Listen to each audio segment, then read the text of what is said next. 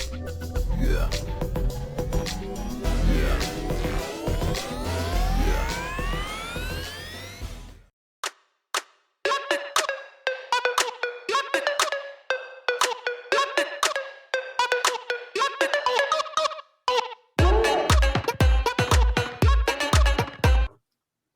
Hello, everyone, and welcome to Stardom Review, a monthly review where we just take a look at Japan's all-female promotion, Stardom. I'm your host, Melball. That is the other host, Andre. Andre, how are you doing today? I'm doing great. I'll say this. I have been watching so much Stardom over the last about 3.5 weeks since the G1 ended. And man, have I really enjoyed watching this. This is my first, I've watched an odd Stardom match here and there, but this is the start of my Stardom fandom. Really. Excellent, and welcome to it. Myself, I haven't been watching Stardom, quite as long. Also, I did just start watching kind of a full time in December of 2021, so I'm still pretty fresh, still learning all the names, still learning a lot about the company and where everything came from. If anyone has to correct us, feel free to do so in the comments below. We need the help as much as we can get it. Yeah, I know I do for sure. And you're absolutely right. What a treat we've been in for these last couple of weeks. We've seen the absolute best of what Stardom has to offer, and we have not been disappointed. So without further ado, I think we should probably get into what's been going on within Stardom, which is going to be the Grand Prix Tournament with the Red Stars versus the Blue Stars. Well, very similar to the G1 where they have the Red Star tournament girls kind of go through their thing. The Blue Stars go through their thing. They gain points at the end. Whoever has the highest points, they end up meeting. And I believe the winner of that does have the opportunity at the Wonder of Stardom's championship. No. Oh, wouldn't it be World? Sure. I'm actually not 100%. World, yes. Sorry, I always get the Wonder and the World both confused. Yeah. Yeah, I guess the world's bigger than your wonder, so. hey, there you go. I mean, what an interesting company to have such wildly different title names. And then, interestingly enough, for the three woman titles, they're all different colors, which really doesn't help me keep things straight. Oh, because I wasn't even sure who were the partners in their three-man until I realized, oh, these three, same. It's like it was Saki Kashima, Momo Watanabe, and Starlight Kid but they all have different colored belts. So I thought they were all champions of something different, and it was really screwing me up. Yeah, it is a little confusing to get the kind of belts kind of remembered, especially for myself, obviously, with the World and Wonder of Stardom, but also the Wonder Stardom and Future of Stardom. The belts do look very, very similar, despite the most subtle pigment of difference. So that being said, we have 12 nights that we have had of this tournament, and Andre and I have decided we're going to give you our top picks of each night and just kind of pretty much try to sell you on watching every single show because you don't want to miss the great entertainment that these women are able to give you. So, Andre, let's get into it.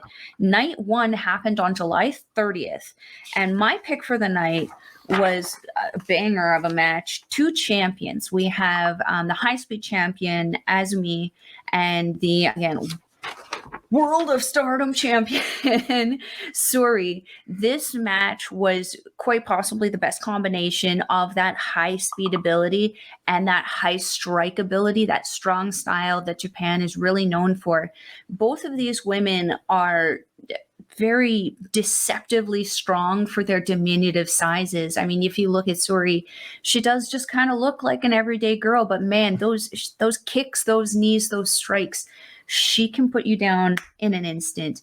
And same with Azumi. She is the high-speed champion for a reason. The speed that woman can get up to in a matter of seconds just by bouncing off the ropes is utterly unreal. This was my highest ranked match of the night, with Suri ending up submitting Azumi with that was the only way that she could really keep her down, is getting stuck in off of her speed, off of her feet, on the floor.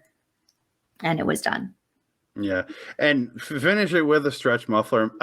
Before that night, not having seen that submission in a very long time, I was quite impressed. I looked at Suri kind of like their version almost of Kota Ibushi with the kicks and the strikes that she lands. It was very reminiscent. Yeah, She's yeah. I will very much agree with you. That was match of the night. But another big highlight for me on night one was Mirai versus Mayu Iwatani. Mayu Iwatani was one of the few that I was familiar with because her run with Ring of Honor a few years ago. She was their Women of Honor champion, and so I was familiar with her from that. And then Mirai, who's just been like a discover for me in this tournament. Like, I think she's so good. It just, Mirai selling her knee throughout the match, like her selling it, like most of these girls, their selling ability is phenomenal. And then Mayo goes through on a suicide dive at one point, and I swear she landed on her face. Like she like her body connected with Mirai, but her face just went right into the floor. I was like, and she's done it a couple other times in this tournament where I'm just like, does this girl like not get the proper launch she needs for the suicide dives? These girls should be closer in? But I was scared. Yeah. In regards to Mayu Iwatani, for myself, from what I've seen, she's kind of got a reputation for doing that kind of wild and crazy kind of jumps like that, and she's known for taking those risks that maybe you necessarily don't need to take. In regards to Mirai, I first came into seeing her when she was actually brought on by Julia to Donna Del Mondo along with Thekla. There was a big reveal, and honestly, in that reveal, I felt like Thekla and Mirai were two opposite ends of the spectrum, where Thekla was the almost like not drunk Snooki of the party who kind of arrived and is like, party's here, let's have some fun, but she's not getting arrested, obviously. And Mirai was very quiet, reserved, almost that silent bodyguard or muscle that was kind of in the back. This tournament has been, and her subsequent departure from Donna Del Mondo going into God's Eye, under the guidance of Suri, she has come out of her shell, and the crowd is so behind her in such a short period of time. It's very reminiscent of our local Nasty Nate, who pretty much did the same thing. For myself, came kind of out of being like a quiet kind of like, okay, he's here, to now he's so over with the crowd, it's hard not to ignore him. I've never thought of that man as quiet, but okay. To a degree, quiet. So without further ado, we should move on to night 2, July 31st. What another night of highly ranked matches. This show in particular, I think I highly recommended to you that I had so many high ranked matches that happened this night. If you are wanting an introduction, and a proper one, to women's Japanese strong style wrestling, this night, if any night, is the night you really need to watch. Of all of the amazing matches that we had, my pick was the main event. The World of Stardom champion, Suri, versus my personal favorite within Stardom, Utami Hayashi Shida. This woman hits like a brick shit house, but what I like about her the most is that every single match she's in, she elevates not only herself, but her opponents to the same level. And I've never seen her have a bad match.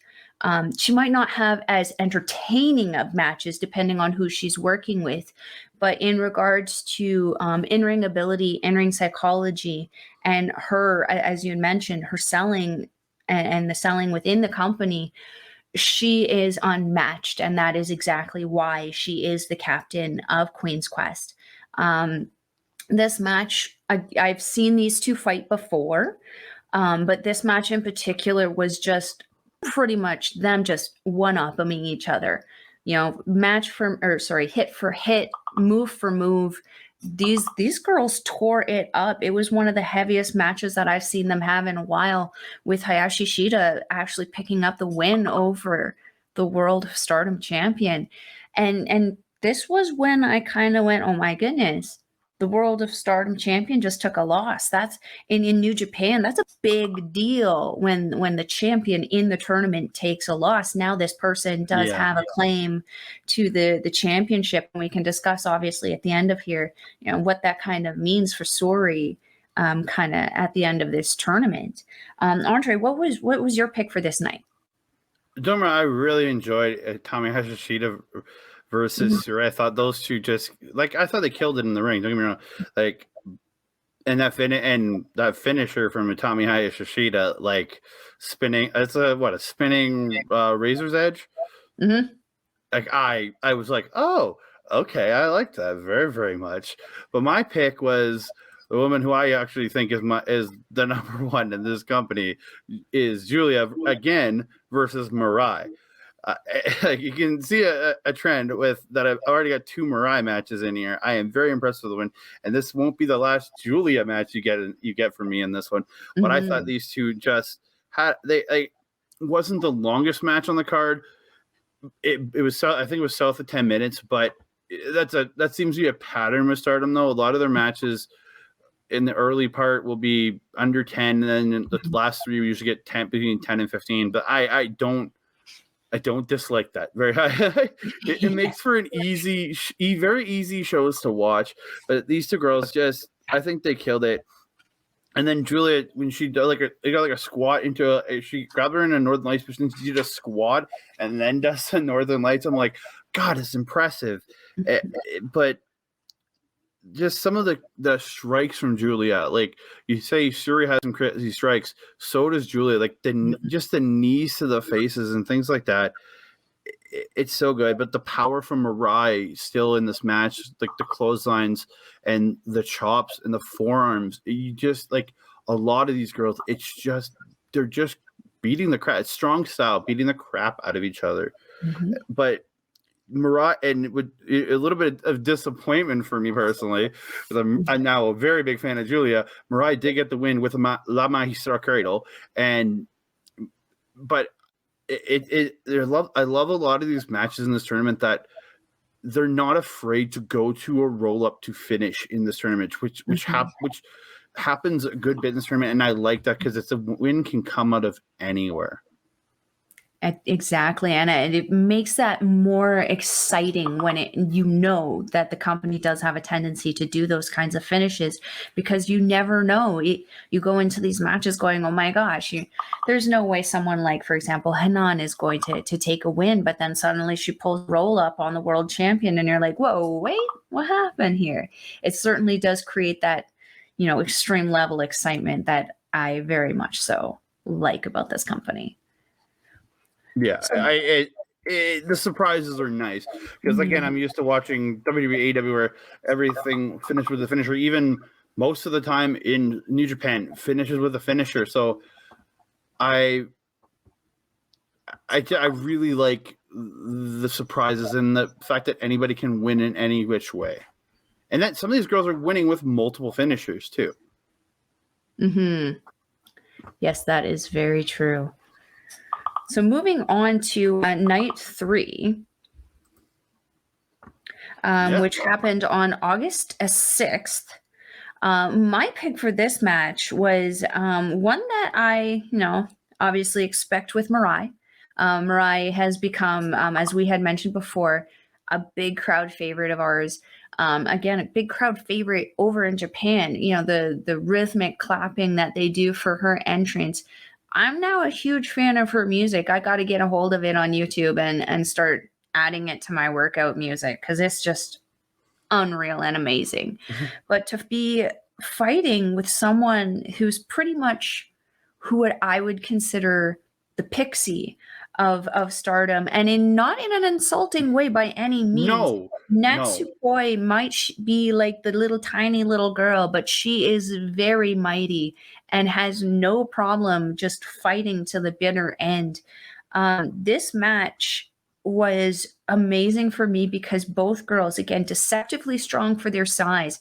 Natsupoi, obviously giving up a huge size difference to Mirai, was still able to keep up with her and try to keep up with her strike for strike. And eventually coming up with this, I can't even begin to describe this crazy, outlandish pin that Natsupoi ended up getting Mirai into. I just feel like it was almost maybe the surprise factor of it that allowed Natsupoi to one-up Mirai in this one. Regardless of what it was, Natsupoi was able to outpower the powerhouse that was Mirai that night. Oh, I love that match. I'm a big fan. I've become a very big fan of Natsupoi in this. And I think she just did phenomenal in that match. And Mirai again, another match. This is the third time we've talked about Mirai in 3 nights. And she is incredibly impressive. But for like the little fairy, like I referred to her in my notes, the little fairy princess, again, not in any derogatory way, to get the win over Mirai was quite awesome. And so for me, my pick of the night was Hazuki versus Starlight Kid. Now, I have a bone to pick on Starlight Kid because I have heard for the last few years, and I've watched an odd match or two with her in it, and it's this girl who's flying around, but her style has very much changed. Not like she's a complete shift, but she's playing it from a heel perspective, and I was slightly disappointed first, but I was really growing. Her stuff really started to grow on me in this tournament, and I really love this match, Hazuki versus Starlight Kid. Like a couple spots, like Starlight Kid with her twisting frog splash will come off, and then she'll twist in the air and hit the frog splash like backward, like the other and from the other direction. I love that. And then Hazuki doing a move. I keep seeing her do it, and it's I think it's the same move as that Kenta uses. It's Kenta's Green Killer. It's his either second rope or top rope DDT, and Hazuki seems to like to do it from the top rope. Like hang people on top rope and DDT them to the mat from there. But I really, really liked it. And one thing I noticed in this match, and that I was actually perplexed me on a couple things back when in the G1, is that the refs, when you just touch the rope in America, if you just touch it, they call for the break. I've really noticed it through. I noticed in the G1, and I'm noticing it here. They wait for them to actually grasp or get their foot like truly hooked on the rope, not just tapping it. And it was confusing me at first, but this is where I really noticed it in this match. I'm like, oh, the refs want an actual grip on the rope, not just barely touching it. It made me realize a few things about the G1 tournament we recently reviewed, that I was just like, oh, that's why a couple of those finishes didn't make sense to me. But in the end, Hazuki finishes it with a sick brainbuster. Like her brainbuster, I love it. It rivals Tomohiro Ishii in my opinion. Yes, certainly does not rival Hiroyoshi Tenzon's. That's for dang sure. Yeah. Awesome. Yeah, I do have to agree. Hazuki has actually surprised me in this one. I always knew she was good, and I always knew she was a powerhouse, but her dominance, particularly in the beginning part of this tournament, has very, very much so pleasantly surprised me. So moving on to night 4, which happened on August 7th. My pick of this match, a familiar face, as she is one of my top 5 favorites, Azumi versus Mai Sakurai. So this match was a very pleasant surprise for me. We had mentioned this a little bit briefly in our private conversations, but for Mai Sakurai, she was essentially, when I started watching, a young lion. She was factionless. She was still wrestling with other various people, but she ended up being absorbed into the Cosmic Angels, doing the dance at the start. Her career wasn't so good over there with the Cosmic Angels. She did, I don't recall her actually being able to pick up a win, and was actually constantly kind of the fall guy. So to see her essentially betray and abandon Cosmic Angels, join Donna Del Mondo, and then this tournament, like, to go from being, that fall guy all the time to now being this dominant force that is Mai Sakurai, it was very impressive for me to see, especially as she has progressed in the tournament. But with Azumi, you gotta always remember the speed is always going to be a major factor. If you cannot take that away from her, the longer the match goes, the less chance that you have of actually being able to one up that high speed champion. And unfortunately for Mai Sakurai, that was the case. She was able to pick up the win over Mai Sakurai, even after Mai Sakurai jump started her, which is not something that we typically see out of Donna Del Mondo, let alone Mai Sakurai. No, and that finish, what is it, like it's a trap leg German, something like? Yeah, it was a very awkward kind of. Because I've seen her do it a couple times in this tournament. That is one of her signatures, yeah. I got the name of it, the C4 palm. I went back each night and was watching after just to grab learn names of the moves, like their name. But like, I was very impressed by Azumi in this. Like, I really liked her, and then Mai Sakurai, like you were telling me just recently, like she's young in her career, and I. Was very surprised by that with how good she has been doing, and Donna Del Mondo has done wonders for her. But Azumi, again, this is a girl who has really risen as one of my top wrestlers in this tournament. And going forward, I think I'm going to be a huge fan of Azumi. But to my pick for the night, it is Natsupoi versus Amy Sarai. Now, Amy Sarai, the first couple nights, I was very lackluster on her. Where this night, when she faced Natsupoi, I was just like, oh my God, this match is it was really, really, really good. And a lot of it is, I'm really impressed with the way Natsupoi wrestles. But I love when she'll be coming in and somebody will go to catch her and she'll cartwheel through to break a cat, somebody trying to grab her, and it's just the athleticism from her is very, very, very nice. And actually, her tag partner Tam Nakano, I see her do the same cartwheel through, and I'm like, oh, okay, that's a tag team right there that they both use that way to stop somebody from grabbing them as a cartwheel. I really am impressed by some of the stuff that you see between tag team partners in this company. That you see they do similar things. But oddly enough, Natsupoi actually just recently started tagging with Tam Nakano after she betrayed her team of Donna Del Mondo to join Cosmic Angels. And this was actually, I believe, her and Tam Nakano's first major title chase, which resulted in some good times. We'll get there. Well, we're going to get there. We'll talk about the next Stardom show. But yeah, I just was but the power from Amy Sarai, and it really shows. Sarai is not one of the biggest girls in this tournament, but everybody's big next to Natsupoi, in my opinion. And she got her in a nice torture rack, and with the flexibility of Natsupoi, just to be able to bend her like she did was just impressive. But in the end, Natsupoi did get the win with a roll up that she calls the fairy blink. It's just almost like a victory roll, but yeah, it was a variation of called the fairy blink. And I am so impressed by both these women. And this won't be the last time you hear from either me bringing up matches from either of these ladies in this tournament. Yeah, Ami was another one that came in on God's Eye very suddenly. I don't recall actually seeing a lot of her beforehand. So this is kind of my first kind of introduction to her also. And as you mentioned, she has had a pretty impressive run so far. This match really kind of being the kickstart off, almost I would say a launching point for her for the rest of the tournament. Yeah. I think it really is. She for me, she just picked up in every match she had from going forward from here. So yeah. 100%.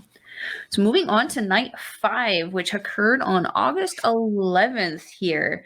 The day after my birthday. So The match I picked was actually the semi-main. It was, again, my favorite, Utami Hayashi Shida versus the Prominence faction member, Risa Sera.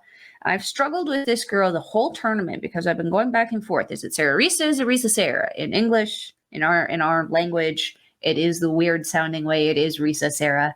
And Sarah Risa, along with another member in this tournament, Suzu Suzuki, represent the Prominence faction, which is a deathmatch faction of freelancers who originated from the company known as Ice Ribbon, which is also in Japan. So for this match, I noted that I'm not in a position right now at this point to tell if I like Risa Sera or if I don't like Risa Sera. Her wrestling is on point. Her in-ring ability, her in-ring presence is very, very good. My biggest thing is that the persona doesn't seem to match what it is that she's projecting. And I think that's what my problem is. But otherwise, you put her in with Hayashi Shida, as I mentioned, it's impossible for her to have a bad match. This match was heavy hitting. This match was match for match, punch for punch, move for move. These girls were just doing their best to one up the other as they just kind of were fighting for points at this point. In the end, Hayashi Shida, though, was able to pick up the win over Risa Sera to kind of segue into a very intense main event. Andre, what did you think about this match? I really enjoyed it. Like Risa Sera, again, was one I was... Again, I'm not sure if I like her character, but I'm very impressed with her in ring. There's a few in this company that I'm impressed by their in ring, that their characters I'm still not sure about. But again, it's my inexperience of not watching literally before this tournament. But like, there was one point in this match where one of them hit an air raid crash, and then they got up, and the other one just hits an air raid crash, and I was just like, and then they both just lay out. I just. The way they build some of these women's matches, it's just so much fun. But for my pick for the night was Azumi versus Tam Nakano, and I thought these two it's the beginning of this match. Just watching both these girls just flying around, like there's just the speed, and when they're catching each other, just the stiffness and the power they're putting into the chops and the forearms and the strikes and everything, it just was so good. And then in all the speed, they're each trying to go for moves, and each one's just reversing out, and it goes on for like about a minute or so. But it was just like, I was just impressed by the speed and ability these girls have doing this. It's just dang impressive. But like, there's so many good spots. I got like a nice paragraph of notes here. Like one of my favorites was Tam's. She hangs a girl up like in a dragon sleeper while sitting on the top rope and just like choking her and hanging her there. And I'm just like, oh, that looks brutal, especially with a lot of these girls. They're shorter, so when she leans back, their legs are just dangling there, and it's just, yeah, I love it. And then in the end, Azumi did get the win with it's called the Azumi Sushi.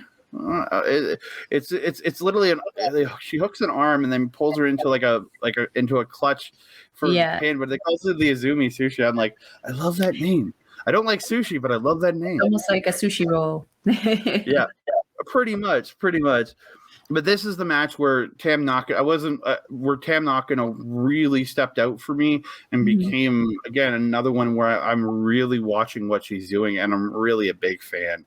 A lot of the girls step out in a lot of the matches, but this one, Tam really stood out for me in this one. And how adorable is her intro music with the little piano bit? And it's just so appropriate. I love that. I love her music. I really do.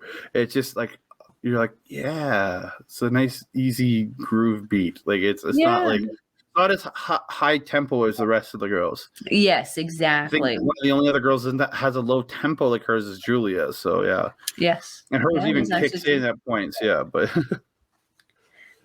So moving on to night 6, August 13th. Oh yeah, yoy. This was another show that I had highly rated. I had a lot of matches that I really liked on here. It was hard for me to pick one, but I did manage to pick up my favorite, Hazuki versus Mina Shirakawa. Hazuki has just been dominant, dominant, dominant. At this point in the tournament, she has not lost a match. She is undefeated. Oh, And I mean, as of night 6, yeah. I was yes, like, you as know, of that's night six actually at right this now. point, yeah. Yeah. As of night six, she was undefeated. Going in against Mina Shirakawa, who is at that point sitting not very far below Hazuki, very motivated. I believe she is one of the girls who is going to be coming across for the American tour with the Stardom and NJPW. But this match, again, Hazuki, we mentioned earlier, I think has the most banging music in Stardom. If you can't dance to it, you might be a sociopath. It's just one of Oh, those yeah. things where you can't, if you're still and you don't like it, I might not trust you. Um, My head bops every time her music plays. you Just can't not. The saxophone just gets you to just mhm. move along. And then on top of that, you have Mina Shirakawa, who has that just excitable Latina style music. And again, she's a part of the Cosmic Angels. She does have like that little dance intro bit that she does when she Mhm. comes in to get the crowd fire up. Both these women, more Mina than Hazuki, but Hazuki just has that presence that gets the crowd excited. She doesn't have to do a Mhm. lot but come out and smile and the crowd's happy. Whereas Yeah. Mina, she brings that energy, she gets people involved, and she brings that passion into the ring where she is doing the moves really great. She's got a really good in-ring psychology, but she is playing to the crowd. She's yelling for their support. She's wanting them to be involved and making faces at people in the crowd and stuff like that. And that's something that I appreciate about the showmanship of Mina. This match overall, it was a really, really good back and forth. Hazuki ends up, grabbing the pin on Mina. However, I still felt that it was a great match for both of them. Yeah. Oh, yeah, wonderful. And like, I really like Mina Shirakawa. I think she's really like her look, her style, her ability is really really good. I find her she's super cute. Like I gotta say it. I'm sorry, but she's She's like just delicious. yeah. But I really enjoyed this match, and Hazuki I think is one of the top in this tournament, and she's showing it too where she is in the standings too. So. Mhm. My pick of the night again, and I go back to Natsupoi again versus Saya Kamatami, and I really thought this match was great. And the fact you have Natsupoi, she's facing off against the Wonder of Stardom champion, your number 2 champion in the company, and she's holding her own for a majority of this match. And like, just like one point, Natsupoi gets into a fisherman and hits a spinning fisherman's neck breaker, and just the impressive stuff she does. Her like when she runs to give a drop kick when the girl's like leaning against the rope, and she runs and drop kicks her. She just smokes her in the face, and then just keeps going sliding through. Like her for being such a little girl, she has such an intense and like rough style almost in a sense. But Very raw. but Saya Kamatani, and I'm watching her and I'm liking her more and more. She's just showing why she is at the position she's at, and how with how smooth everything she does. She doesn't like she doesn't really make mistakes. Her game is so good, and to finish it with a fisherman driver and then a 450 splash, which she calls the Firebird splash, I was looking like, wow, the 450 this girl does is like almost picture perfect. Like you see some people hit them and they're kind of sloppy. Hers is almost picture perfect. I was very impressed by this match. I don't remember if it was this match again because I've been watching so many consecutive back to back, but I did take a picture at one point of Natsupoi. I don't know if it was Saya Kamitani or if it was maybe Hazuki later in the tournament, but she actually had what looked to be the Italian necktie, so the doki choki, but she had it on the reverse. So instead of really? having them in the front, she actually had them on the ground on their stomach, and she had them their hands behind the back doing essentially the Italian necktie. Very interesting style that she has, and very unique to say the least. It makes it very exciting. Oh yeah, both these girls overall, just their style is so good. Mm-hmm. So moving on to night 7, August 14th. My pick of the night, again, Mirai versus Hazuki. This to me was a match as at the time the two heaviest hitting girls in their block. Mirai came in like a wrecking ball. This match was just heavy hitting, back and forth. I think we're noticing a trend here in the style that the Melball is starting to like. She likes it when you hit hard, and she likes it when you mix it up. Again, this match was the highest rated match that I had of the night. Semi-main, Hazuki fought so hard in this. I think she really did know that this was going to be her kind of test to kind of stand up, because looking at the rest of the Blue Star standings, the only people who would really hit her back just as hard for Hazuki would probably be Momo Watanabe or Julia. Everyone else is kind of a bit smaller than her, and she pretty much has no problem dispatching of. So I feel like she did come into this match with a little bit of a sense of urgency to kind of prove herself. But at the same time, and in doing that, she really did elevate Mirai, who really didn't need the help anyway. She's been doing very well on her own. Yeah. But these two women really just stepped up on that pedestal together. They could have fought to a draw. I would have been happy with the results on that. This was a great match. But again, Hazuki pulled up on Mirai, ended up pinning her. Yeah, I thought very, very good match. And the brainbuster by Hazuki, just mwah. Like I said before, just it's one of the best brainbusters, like one of the best executed brainbusters going in professional wrestling today. I would not argue with that. Yeah. So we go to my pick. It was actually, I think, the second match of the third match on the card. Third, yeah. with the opening tag match that happened. Julia versus Hanan. Now, I didn't realize this up to this point. You actually pointed out to me when we were talking about this match. Hanan is only 18 years old. This girl wrestles like she's been in she probably has been in the business for a few years now, because with Stardom, these girls start in their teens. But like, her in-ring ability is so good. And like, I really like the fact that Hanan got a lot of offense in on this match, while Julia still looked very strong in everything she does. Like, there was a spot, Hanan got a judo throw over and then grabs a knee bar out of it. I was like, wow. And just then Julia getting a ring, the way the torque she gets on the rings of Saturn, it's again, it's that strong style. It's really pulling on it. It's what's very impressive in this, that like sometimes women's wrestling doesn't give me, where the girls here in Stardom are just giving some of the best like work rate and ability.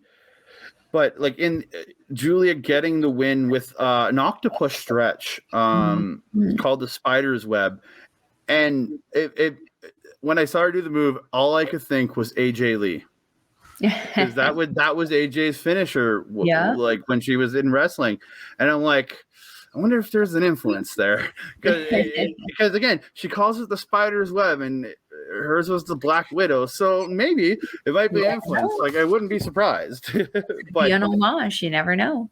But Julia's just abilities to have like her offensive moves, and then just the amount of different submissions she has, I have been so impressed by. And like, again, this girl is like my number one favorite in this company now, because of just the ability that she shows and the range of style that she has.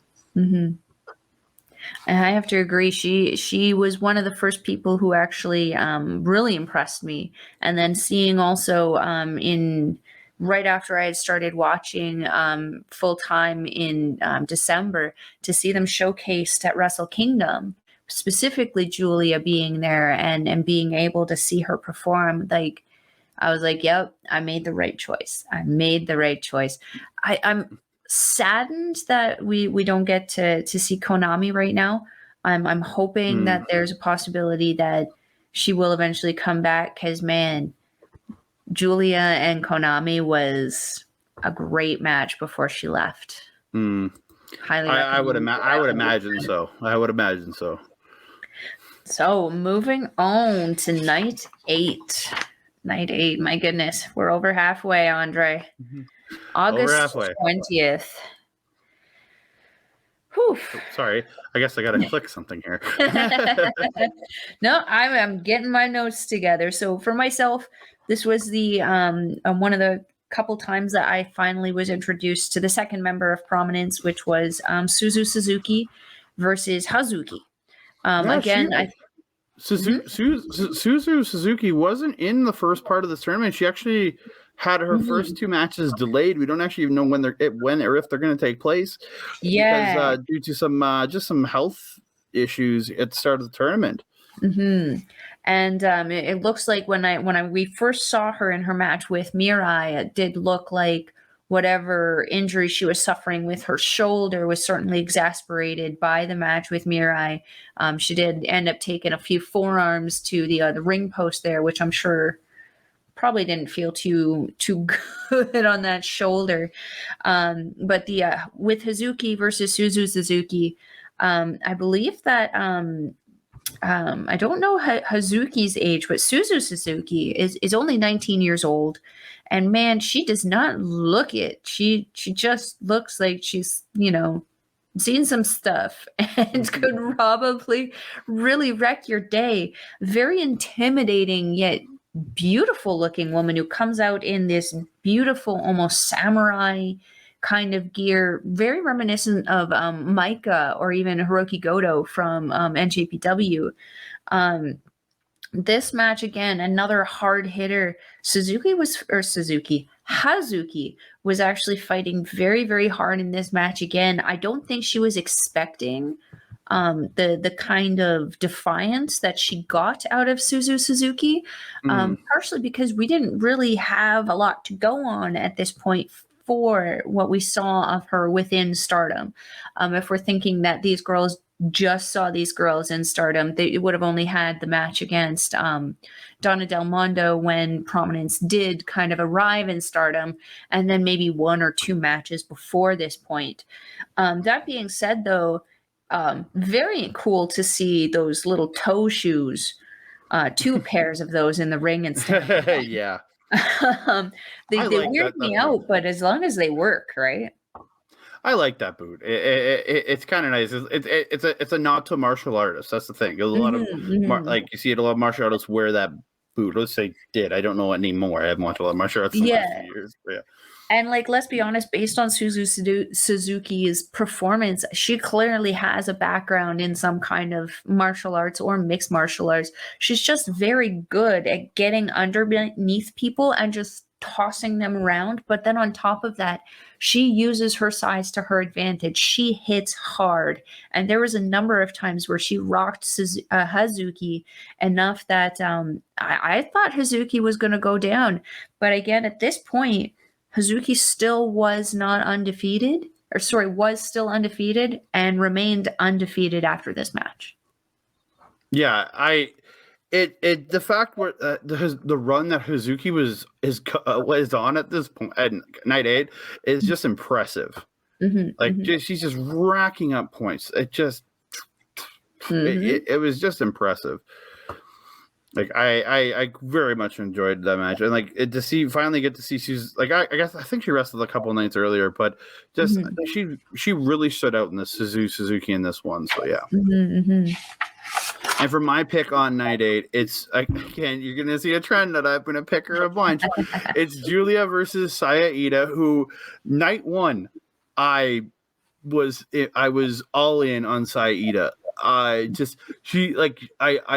love her style, her little, like, as I call her to you, the little muscle girl, because she's just this short girl, but she's pretty jacked for a little girl, and all her stuff is based around her strength, the ability to lift people, to the shoulder blocks, the clotheslines, the chops. The chops are insane from this girl. She's just like bang, bang, bang, bang. It's speed. She's speed chopping, but at a point where it's not like just quick little chops. It's like it's hard ass chops, but really quickly. And then Julia, just again, her variety of moves again in this match was just awesome. But like watching Ida doing a spin out power, or like a spin into a power bomb, and I think it was.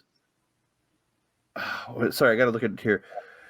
So yeah, Ida was doing like a hanging dragon sleeper, and then Julia reverses it, gets up, and butterfly suplexes Ida off the top. I was just like, whoa. It was a beautiful throw. But Julia picks up the win with what Amush is calling the stealth viper. It's essentially she gets her into an STS, or STF, like at the leg, but then crosses the head like almost like a cravat, and like pull, and then starts doing almost like a twister in the end, if you know anything UFC, there's a twister move where you lock the legs and you turn their body. So she's literally got the STF in the legs, cravat on the head, and then starts doing a twister, and Ida taps out. And I was, again, the variety from Julia is insane. That's why I keep picking her, because she keeps surprising me in matches. She's almost like she's adapting to each opponent she has.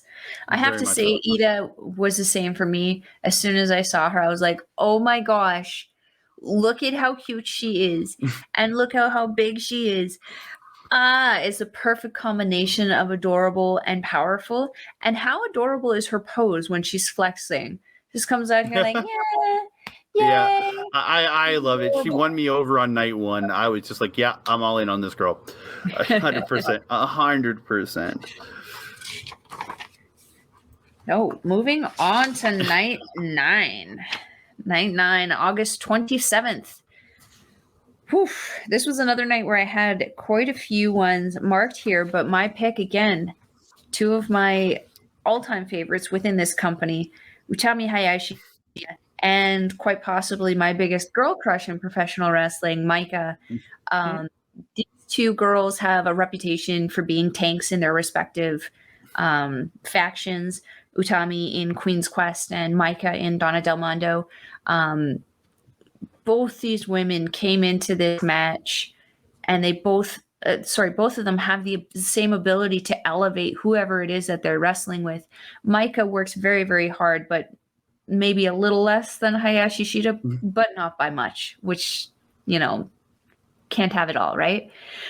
These girls fought very, very hard, back and forth. I was actually very surprised with the result of this. I did expect Hayashi Shida to actually go over on Maika. It took 3. I always get confused between the Falcon Arrow and Blue Thunder Bomb. Was it Falcon Arrow? It was actually specifically the Michinoku Driver 2. Michinoku Driver. Okay. The Michinoku Driver 2. Yeah. Yeah, 3 of them. 3 of them it took before Hayashi Shida did not have the power to kick out of the pin. That should tell you something about the strength and the toughness of the captain of Queen's Quest. That woman ain't nobody to mess with. I'm sorry, that line just got me. I know. You understood the reference, right? Yes, I did.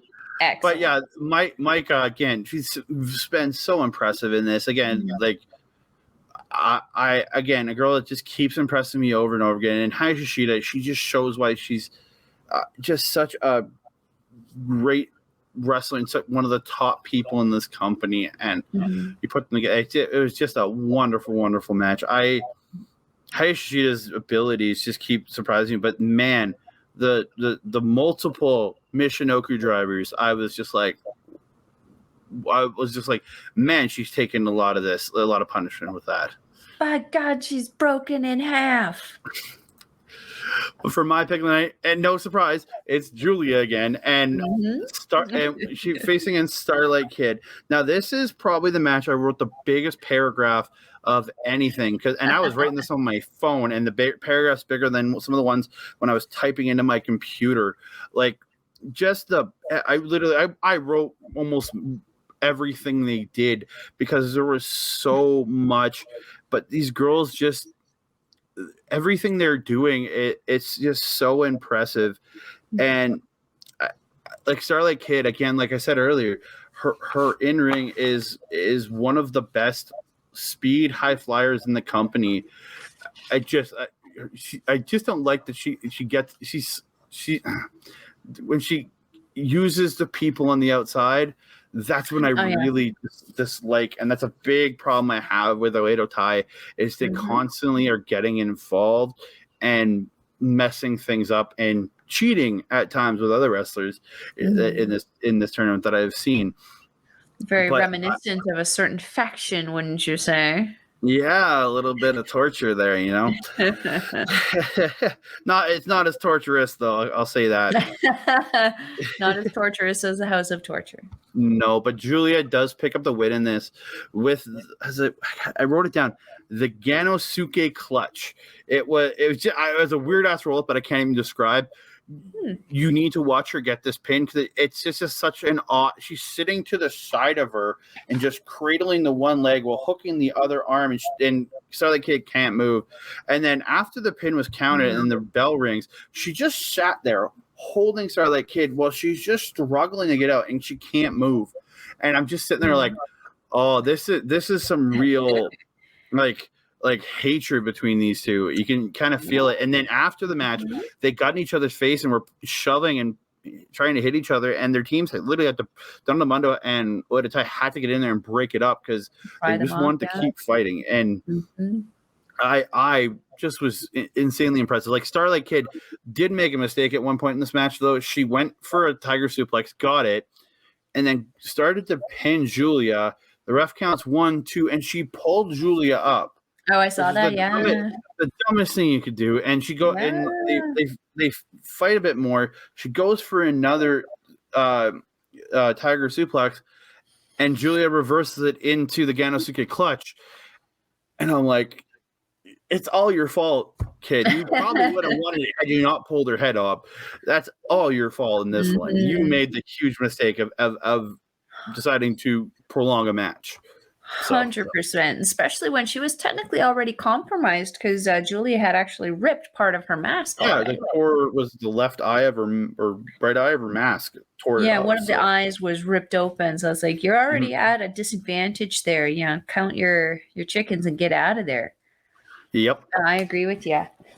So moving on to night 10, August 28th. This was a fun night, and this match was actually a match that caught you off guard, Andre. Yeah, This was a fun one. I was originally going to pick this one, but you said you wanted to pick it, so I was like, I have it. You know, this is the first time I think that we're talking about Momo Watanabe versus Sayaita. Momo Watanabe has always been a very good, well-rounded wrestler. However, her joinance into or subsequent, what are we going to say, assimilation into Oedo Tai has seen, you know, obviously a major change in attitude. The way I kind of almost look at Oedo Tai is not so much as like a heel faction, but like a Venom-esque entity that when you get into it, it corrupts you and makes you evil or whatever.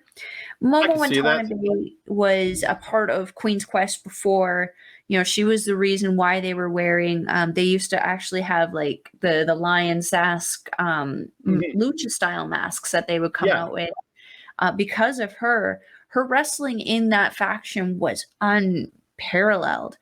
Now to have this kind of like wah kind of whatever attitude within the ring is a distinct change from her, but she still brings that fight into the ring, and that girl's kicks looks stiffer than Minoru Suzuki's. Like, I would rather take a kick pad free shin from Minoru Suzuki than a series of kicks from Momo Watanabe. Are you sure with that? Are you sure about that? Yeah, have you seen? She's pretty much doing machine gun kicks.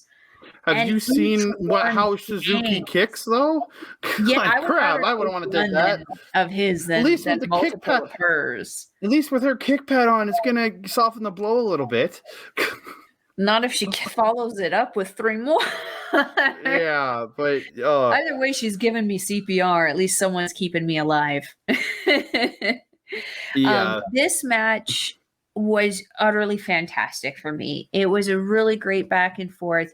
Ida really was being picked on in this match by Momo. I feel like a lot of the girls do take advantage of the fact that Ida is pretty small. She's pretty short stature, but they always make that mistake forgetting she is a power lifter, and that means her legs are like 10 times stronger than most people. She's going to be able to do the most outlandish things to you that you wouldn't expect just simply based on her strength alone. This match was really back and forth with them. I had a lot of fun with it, and I felt that Momo at one point in the match got a little cocky. She got a little too big for her britches. She thought that she had this match kind of in the bag, and I feel like that slight amount of arrogance on her part was actually what cost her the match and gave us Ida and her first 2 freaking points. About freaking time. I was so happy watching the end of this match, and like I have not been liking Momo Watanabe at all in this tournament, just with the dirty tactics and Oetai interfering on the outside. But this is the first match where I really got into Momo Watanabe, and I thought, I'm like, oh, this girl is actually really good, but playing a lot of the bully tendencies, but like Sayaita, and with that. Just taking a win out of nowhere with, as they called it, the victory roll reversal with a bridge. To me, it just looked like Zack Sabre Jr.'s European clutch. But yeah, I absolutely was like, I was like going yes when she went. It was 2 a.m. when I'm watching this match, so I couldn't be too loud. But I was so happy with the result of this match. So to my pick, and no surprise again, Julia is in this, and you have Natsupoi joining in this match. And man, you put these two in a match together, it's my match of the night no matter what, because Julia and Natsupoi, they both are phenomenal. And just these two getting in the ring together, I was so happy. I weirdly wanted to see Natsupoi win this match. I know I'm a big fan of Julia, but I just wanted to see this girl get the upset over the bigger girl. But just the way that these two were going back and forth, they were trading German suplexes at one point, just suplex, and the other was suplex, and the other was suplex, and the other was suplex, and it's just insanely satisfying. Again, Julia hitting another butterfly superplex off the top, and then rolling, and then hitting a Falcon Arrow right after. Where Nat ends up reversing a pin, like reverses it to get a pinfall, but only gets 2. But it's just what these girls show and what they do. It's so good. And this is where I finally get to see Julia do her like finishing move. She calls it the Glorious Driver. It's like a hammer lock. And if you know New Japan at all, Tengalo is ape shit, where he drops him into a pile driver, or used to be known as the Rikishi driver back in the day. But with she's also got her in a hammer lock at the same time, and she got the pin and the win. But I'm gonna say there's no way this match could have disappointed me, no matter what, because both these girls are just absolutely phenomenal, and two of the top girls in this company for me, and how much I enjoy watching them wrestle. And there was actually so much emotion too, just between these two after Natsupoi's departure from DBM. Julia was not happy, to say the least, obviously, because Natsupoi did cost them the match that would have actually had them, have a victory over Cosmic Angels. So this was their first kind of, I think, one-on-one match since that splitting, and I feel like both of them needed it. I didn't know that story, so that background makes it even more compelling. But then after the match, you had Julia. Tam comes in the ring to check on Natsupoi, and Julia just gets right into Tam Nakano's face. And I guess maybe it's because now, you're leaving for Cosmic Angels, makes more sense now. But man, the two of them just were facing them. They are in separate blocks, so we're not going to get to see it in this tournament.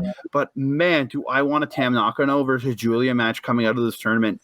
Like, so badly. I want to see those two girls face off.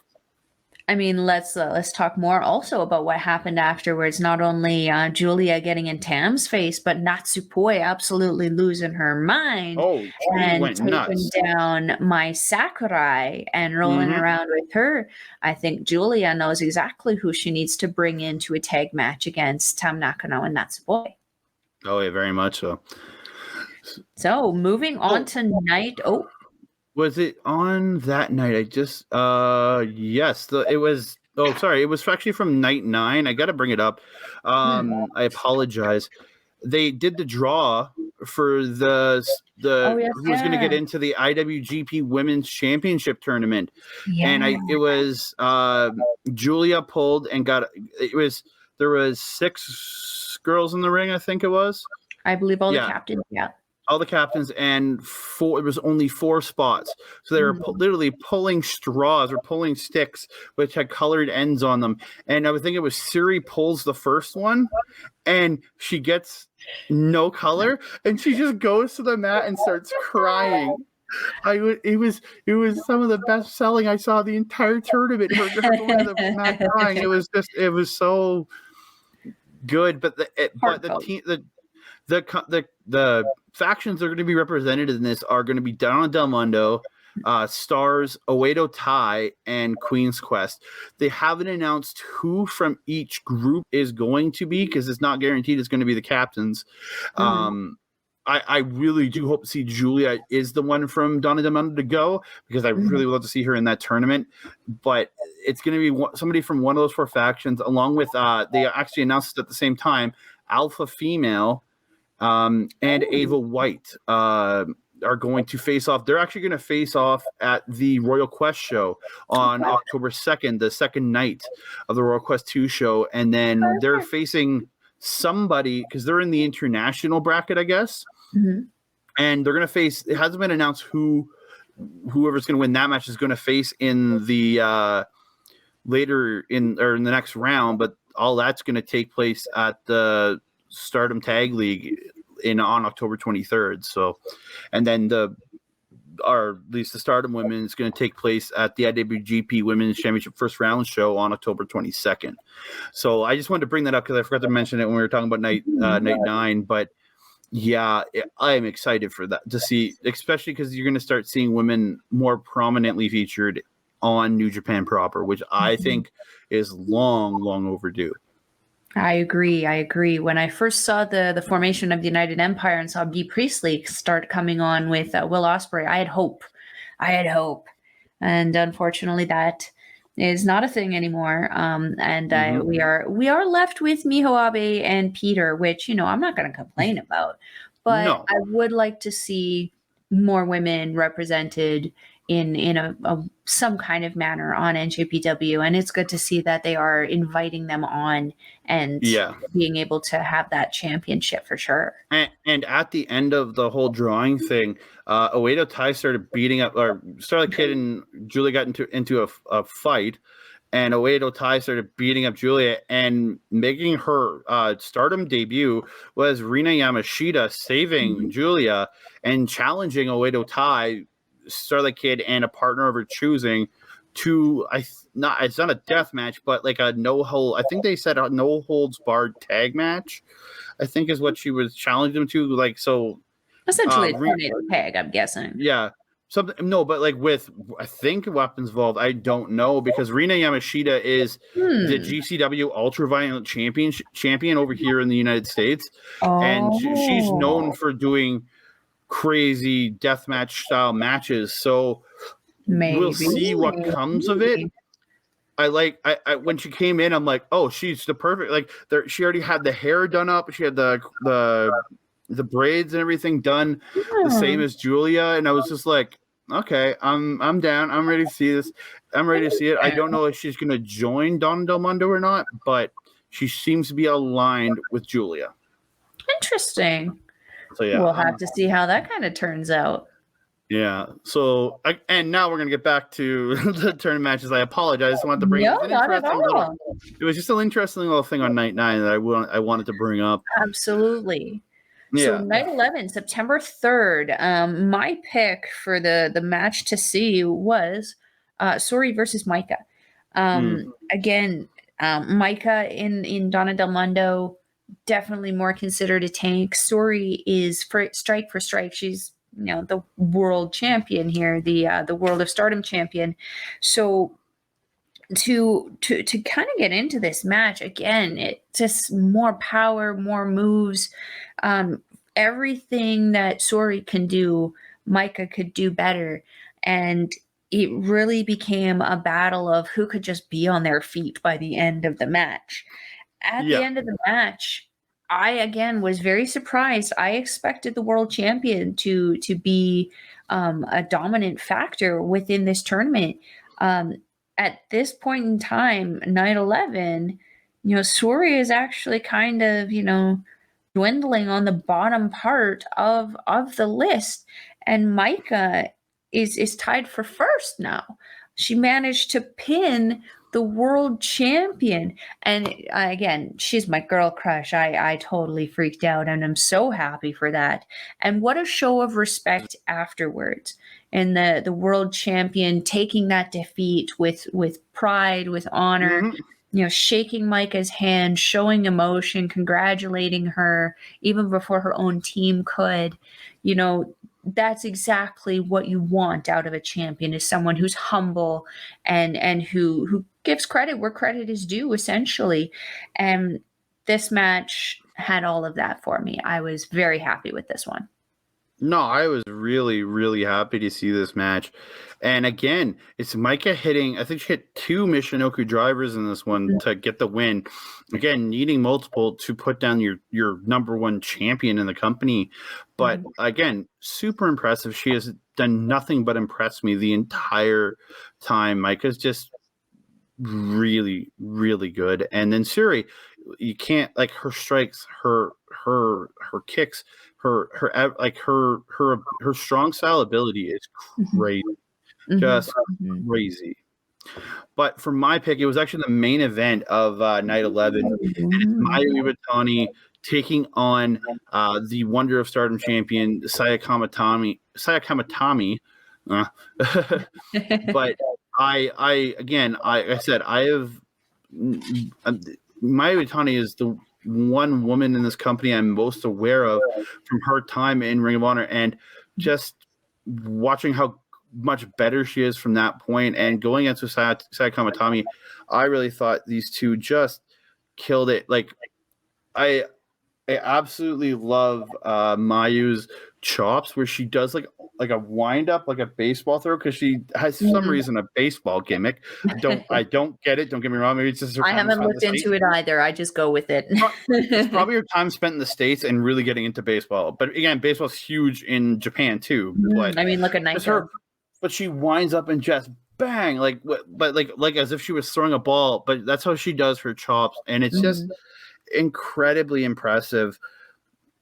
And the way Mayu sits back when she's doing a Boston Crab, how the angle she gets is just like you're gonna break this girl in half. But yeah, it's just I really, really, really thought a great match from the two of them. And Sayaka Kamatani did finish it with a Frankensteiner, and just a Frankensteiner out of nowhere, cradles her, gets the pin. I thought just a wonderful, wonderful match. And like for myself, Sayaka Kamatani has always been someone, again, who I've seen and been on my radar, not as far back as her time in the US, but when New Japan did highlight the Stardom girls again, she was involved with that as well. Yeah, Mayu Iwatani is a weird one for me, where I do enjoy her style, but sometimes it's a bit much for me. I don't know if it's just because in combination with the imagery and what she's doing can be a little almost hokey, almost a little too animated. I do have a tremendous amount of respect for the amount that she is willing to put herself on the line, however, and just launch herself into oblivion. But Kamitani, there's a reason why she's the champion. She works very, very hard. Mhm. And I would almost say that she's almost become the Cinderella story of the tournament, in that, she really she's rallied yeah, up to be she 2 wasn't points on behind. our radar at the beginning of the first No. couple nights, and now it's suddenly like she's only a few points behind Hazuki, whereas Hazuki was that dominant person in the first 2/3 of the tournament, and now she's kind of going on a losing spree. We see these same trends in the G1, in the Best of the Super Juniors. This does seem to be a trend in the Japanese booking, and I'm not gonna be mad about it. It makes it exciting. Yeah. So to night 12. The night 12, the nights that we are finally up to date on.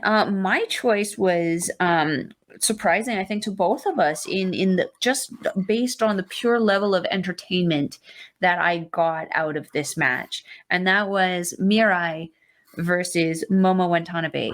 As we mentioned earlier, Oedo Tai, who's obviously affiliated with Momo Watanabe, they really are, I would almost say, a more organized version of House of Torture.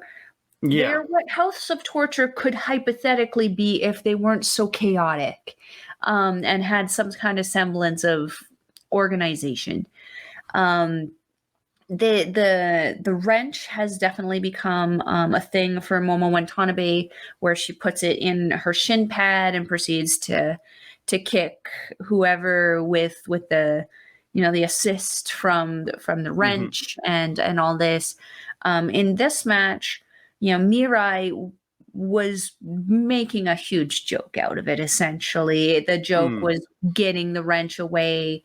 If I remember correctly, this was the first time I saw the ref actually take a pretty substantial bump, where Momo actually pulled him in front of her, and Mirai fed him a shoulder check because you don't see a lot of, you don't see the refs in here taking a lot of bumps, but no, not to the same extent as poor Marty Asadi in NJPW. Shout out Marty, who's always constantly dying. This was for me just a fun, exciting match. There have been a couple what I would consider comedy-esque matches, like in the same night 12 here, Momo Kogo versus Kashimasaki. We had the same thing where she kind of pulled that comedy angle with the, oh, do you want my photo book or do you want to just give me 2 points? Yeah, I was super confused by that one. That one really was like, what the heck? But yeah, it was a very different Oedo Tai in that one. Yeah. It's the same thing as Yano in NJPW. They kind of have those little comedic breaks within the thing. And, where we could say that was kind of the Yano moment with Momo Kogo and Kashimasaki, I would actually say more that Mirai and Momo was a more enjoyable version of it, in that they were both fighting very, very hard and intently to get the points that they wanted. And to the point where Oedo Tai was, House of Torturing us and getting involved and trying to take care of Mirai. And it really does say something to the faction of God's Eye, in that, I believe, I don't think Suri was out there at that point. No, Suri was out there. Ami wasn't. She wrestled right before. Suri didn't feel the need to get involved in the same way that Oedo Tai did, both in the respect that she would pull out Momo and beat her up while the ref's back is turned, or even interfering with Oedo Tai when they're beating up Mirai. Because I think Suri knows why she chose Mirai. She knew she didn't need to get involved in the same way. Definitely not. Definitely not. Yeah. She has faith in Mirai and Mirai's ability to take care of herself. I do appreciate that she was there at the end of the match. I can't remember if they did try to jump Mirai or not. I don't think they did. I think they kind of licked their wounds and walked off. But after the match, we do know that if there was any issues, then Suri would most likely try to get involved and defend her person. Oh, very much so. But I do like the camaraderie that the factions do have in Stardom. At first, I didn't quite like seeing all of the people around ringside and being kind of in the corners and stuff. But now as I've kind of watched it and I understand what their purpose is and why they're there, for me, it just shows a lot more team camaraderie and actual unity within the factions, to see, even their captains, like the world champion sitting there in her, casual shorts and stuff, sliding in to offer her, either victorious or fallen partners an ice bag and some freeze spray. So yeah, what do we think about this one? I know you're not too big on Momo Watanabe, but what do we think about this one?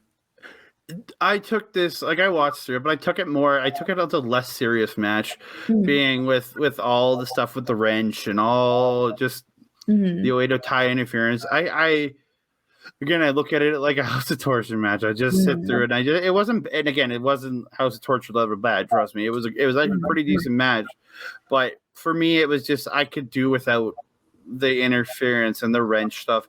I swear they're just trading that wrench with show. So yeah. I mean, with Starlight Kid's affiliation to El Desperado, though, we never know. Yeah, we never know. Yeah. Goodness, we hope that we don't see Fuiken Death out there with a bottle of whiskey. We'll all be screwed. God no.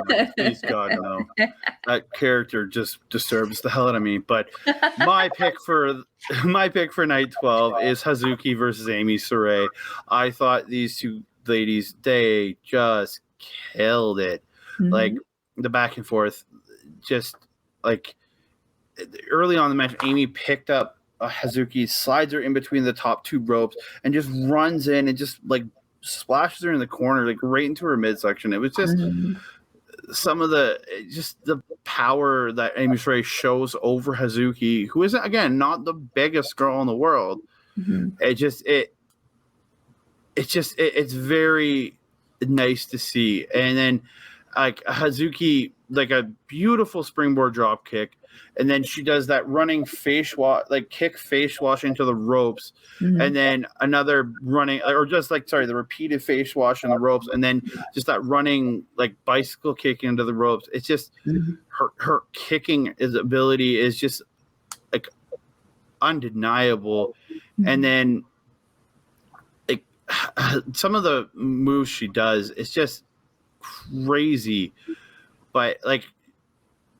I'm trying to go through looking at just some of the stuff I wrote down, but like Haas gets Amy into like this really tight crossface at one point, and I haven't seen a lot of submission stuff from Hazuki, and it was just very nice seeing her get into that, and it just Hazuki ends up hitting like a double knee face buster, followed by a bicycle kick, and the top ropes, then follows it up with two top rope sentons in a row, and still cannot get the win. I was like, how is this not over right there? And then like Amy Saray ends up reversing her, hits her with a spin out power bomb, then like a huge like Falcon arrow, and then picks her up, just decides one more time, and then hits essentially the Rikishi driver, or otherwise known the ape shit, as she calls it, the like a thunderbolt, and gets the win on Hazuki. And I absolutely love this match. I think both these girls just absolutely killed it. I have to agree. That was a very, very heavy hitting match for the two of them. And again, I was surprised. I expected Hazuki to kind of keep on her role. That being said, though, this loss I don't feel affects her too much. As of this point, night 12, September 4th, Hazuki is sitting at 14 points, and her only contention is Saya Kamatani, who is sitting at 12 points. Yeah, let's go over the stuff right now. I'm gonna pull up each of these things. We'll start with Red Stars. Red Stars, yeah. That one. Oh, sorry. Let's go with Blue Stars because that's where Hazuki is actually at. Correct. Yeah. I'm gonna get rid of that banner. We got Hazuki sitting at 14, and then the next one kind of coming up on her is Saya Kamatani, and other than that, we've still got Mirai, Julia, and who's that? Amy Saray. Ami. Yeah. So I mean, there's not to say that these girls can't pull it off, but they would have to work very, very hard, and Hazuki would have to not work very, very hard to lose those last couple of that last match. So I don't know. Looks like Hazuki's last match is against Mayu, isn't it? I think so, but like it's just gonna be an interesting finish to see how this goes because like Julia has a shot, Mirai has a shot, Saray has a shot, Sayaita has. If it's not going to be Hazuki, Sayaita has the best shot at winning this because again she has only lost once now in this entire thing, and Hazuki's now picked up 2 losses, and it's going to be interesting to see how it comes down in the Blue Stars because we thought it was going. I really thought it was Hazuki all the way, but now with Kamatani coming in and Hazuki picking up a couple of losses now, it's really interesting to see where this might go. And then also with Kamitani actually having the win over Hazuki, being one of those kind of scathing losses to Hazuki's record there, it'll be very interesting to see how that block ends. I personally do think that Hazuki will probably still maintain it, but the Red Star I hope so. are the ones that are kind of like all over the place. It's insanely close. Like they're like you could let me count 1, 2, 3, 4, 5, 6, 7, 8. There's 8 girls in contention right now compared to the 5 on the other side. It's kind of insane. Just looking at that, it's it really is anybody's luck at this point. Like just to see Azumi, Himeka, and Mike sitting on top with 10, it is very nice to see. But again, you have Itami Hayashishita, Koguma, Mai Sakurai, Tam Nakano, and Siri all sitting at 8. So nobody is like out. None of them are out of it. Like Risa Sera, Saka Kashima, Saki, Unagi Siaka, and Momokogo, they they're I think they're all mathematically. I mean, even with 6 for Risa and Saki Kashima, they're out of it. There's no. I don't think they unless they go on a pure winning streak. I still don't think they have a chance at getting that. Agreed. That spot. But to see like that, there's still 8 people alive. It's like I like seeing tournaments like that where so many people still have a chance because that's going to come down to the last night or two because I don't think by then maybe you'll be down to about 4 but honestly I could see Azumi, Himeka, Micah. I think the 3 of them, because they're on top right now, I think they're going to be alive right towards the end. Same with Suri and Itami Hayashishita because of their who they are in this company. And then the one person I really want to see there in the end is Tam Nakano, but I'm not totally sure if she will. I don't know. Tam Nakano, the Tiny but Mighty. I would love to see the Mighty Mouse kind of come up there. That also being said, I mean, Hayashishita is one of the Red Angels. Or Red Stars there. I would like to see her get a few more wins to kind of up her numbers there. but that's going to be the selfish fan in me.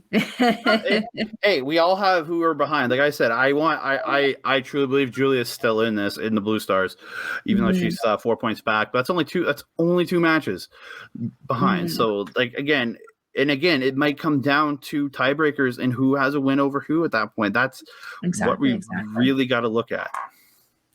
So that being said, Andre, we are going to wrap up our Stardom review on the Grand Prix Stardom tournament here.